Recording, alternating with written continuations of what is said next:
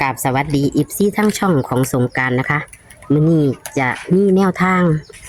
ในงวดประจำวันที่1 สิงหาคม 69เป็นบนอย่างเดียวพี่น้องบนอย่างเดียวไม่ต้องกลับพะนะพี่น้องของเซียนไส้ว่านเอามาฝากคือเก่าค่ะเซียนไส้ว่านเอามาฝากคือเก่าพี่น้องมีบ่หลายหางค่ะพี่น้องมี4 คู่ค่ะมีหลักร้อยน้ำนะคะพี่น้องมีหลักร้อยน้ำผู้ใดมักเอาไปใส่หางเจ้าของกะเอาไปนะคะในมื้อนี้บนอย่างเดียวไม่ต้องกลับ10 งวดผิด3 งวดค่ะพี่น้อง10 งวดผิด3 งวดเพิ่นเอามาฝากนะคะบนอย่างเดียวล่างเฮาก็มีแล้วพี่น้องล่างเฮาก็มีแล้วบานนี้มีบนอย่างเดียวบนเป็นบนไม่ต้องกลับด้วยนะคะต่อมานี่ค่ะมื้อนี้ก็ได้มกนะคะมกกบก็มีมกลาบปลาก็มีค่ะมื้อนี้ก็จะไปขายของคือเก่าล่ะค่ะไปขายของคือเก่าเอาบรรยากาศอยู่บ้านอยู่ข้างบ้านมาให้รับชมเด้อพี่น้องมื้อนี้นะคะเดี๋ยวจะไปเบิ่งบุญอย่างเดียวของเซียนไส้ว่านเพิ่นเอามาฝากเด้อค่ะพี่น้องจากวางจากข้าวนะคะเอาวิวบรรยากาศอยู่บ้านมาฝากนะคะนี่กับมองที่ทายอยู่ทุกมือทุกวันนี่กับผู้ใดนะคะที่เขามารับชมแล้วก็กดไลค์กดแชร์ให้กับช่องของสงกรานต์เลยเด้อค่ะพี่น้องมาเบิ่งหมักนาวพี่น้องเบิ่งแน่ดกบ่พี่น้องมีต้นเดียวล่ะค่ะนี่มีต้นเดียวดกหมักนาวปลูกไว้เบิ่งค่ะห้างากองเหรอพี่น้องเบิ่งแน่ผู้ใดอยากได้มาเอาไปใส่ลาบงัวเด้อพี่น้องเอ้ยเบิ่งดกคักดกแน่เบิ่งพามาชมสวนมานี่มันบ่เป็นสวนดอกพี่น้องหน้าบ้านของแอดก็จะมีประมาณนี้นะคะมีแนวอยู่แนวกินกับบ่หลายต้นหุ่งกับบ่งามค่ะกำลังสิเป็นหน่วยกำลังสิจอดอกแต่ว่ามะนาวนี่บ่อึดค่ะแต่ว่าจักหน่อยนี่อาจจะได้เอาออกนะคะถ้าลูกมาสร้างบ้านอยู่นี่ก็จะได้เอาออกก็ถ้าผู้ใดนะคะว่าบ่เห็นคลิปนะคะกะกดติดตามกดกระดิ่งแจ้งเตือนไว้เด้อพี่น้องเพื่อจะบ่ได้พลาดตัวเลขดิดนะคะเพราะว่าเฮาลงให้บางคนเพิ่นกะทักมาว่าบ่เห็นคลิปนะคะคันเฮาบ่กดติดตามไว้มันก็จะบ่เห็นนะคะพี่น้องขอเวลาจักหน่อยค่ะบนอย่างเดียวจะบ่มีเสียงสัมภาษณ์เพิ่นเด้อค่ะพี่น้องบ่มีเสียงสัมภาษณ์เพิ่นนี่เพิ่นจะเอาตัวเลขมาให้นะคะเพราะว่าล่างอย่างเดียวกับเขาแล้วบัดนี้บุญอย่างเดียวนะคะ10 งวดผิด3 งวดค่ะพี่น้องเอา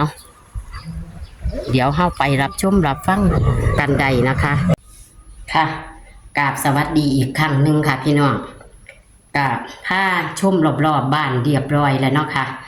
กับบ่มีหยังดอกค่ะเพราะว่าเฮาก็ต้องการเวลาจักหน่อยนะคะพี่น้องกับเพิ่นกับเสียนไส้ว่านเพิ่นก็หามาฝากค่ะบางหนึ่งหันกะล่างอย่างเดียวก็เข้ามาแล้วเป็น2-3 งวดแล้วนะคะเริ่มตะ48มานะคะล่างอย่างเดียว48 84แล้วก็มา62ตรงๆนะคะขอคนอะไรคนละแค่เหมือนเดิมละค่ะพี่น้องกับมื้อนี้ก็มานั่งเว้าจักหน่อยพอดีบ่มีเสียงสัมภาษณ์เพิ่นพอดีเมมเต็มพี่น้องก็เลยมีอยู่ดอกเสียงสัมภาษณ์เมมพันเต็มก็เลยได้เอาออกซื่อๆโทรศัพท์ความจำบ่หลายพี่น้องโทรศัพท์ความจำบ่หลายทายของผู้นี้ผู้นั้นมาของตำล่าวมาหลายไว้หลายก็เลยได้เอาออก ในมื้อนี้เนาะค่ะกับ เว้าหลายยายห่างกับมื้อนี้กับเซียนไส้ว่านเพิ่นก็มีบุญอย่างเดียวไม่ต้องกลับนะคะบุญอย่างเดียวไม่ต้องกลับหลักร้อยเพิ่นก็มีมาฝากเด้อพี่น้องหลักร้อยก็มีมาฝากหลักร้อยก็มี1มี9มี0ค่ะพี่น้องแต่ว่าเพิ่นสงสัยสิเน้น0นะคะเพราะว่าเพิ่นมัก50จับคู่แค่4หางแม่พี่น้องจับคู่แค่4หางหนึ่งบ่หลายคือกันกับล่างนั่นล่ะคือล่างอย่างเดียวล่ะค่ะกับเลข3ตัวก็มีหางเดียวนะคะบ่หลายหางค่ะพี่น้องเซียนไส้ว่านก็อย่าลืมกดไลค์กดแชร์หรือว่าเป็นกำลังแรงใจให้กับเซียนไส้ว่านนี่เด้อค่ะพี่น้องนี่ค่ะตัวเลขแนวทางนะคะแคปหน้าจอเด้อค่ะพี่น้องมี52นะลืมข้าวมี5250พี่น้อง5992นะคะเน้นที่50เลข3ตัว050ค่ะพี่น้องส่วนหลักร้อยผู้ใดมักตัวใดก็จัดเด้อแต่ว่าเพิ่นให้เน้น0นั่นล่ะค่ะพี่น้อง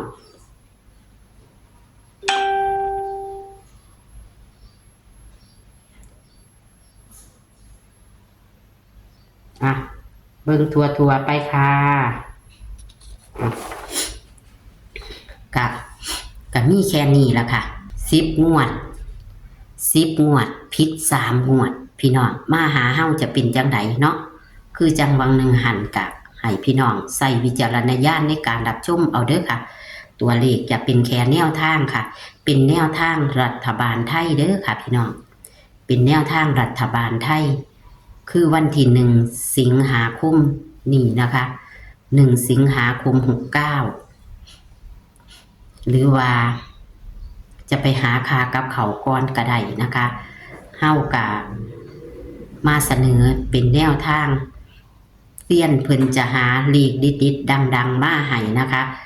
ล่างอย่างเดียวก็ลงไปแล้วเด้อค่ะพี่น้องบางคนเพิ่นก็ว่าบ่เห็นนะคะ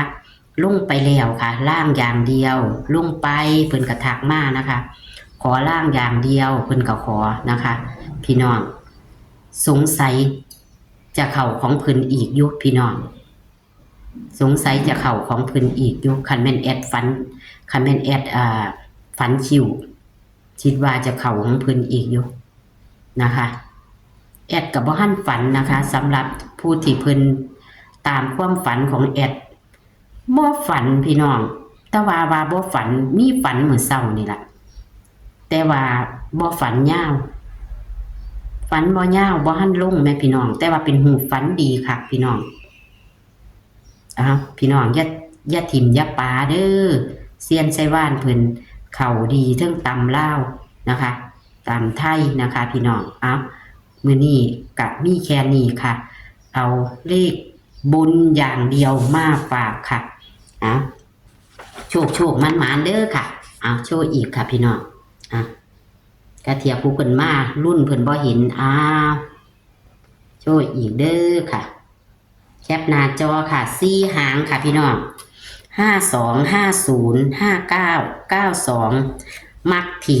50นะคะเพิ่นมัก50เพิ่นเน้น50นะคะเลข3ตัวก็050เด้อค่ะโชคมันกับเซียนไส้ว่านเลขบุญอย่างเดียวนะคะในงวดประจำวันที่1 สิงหาคม69ค่ะสวัสดีค่ะ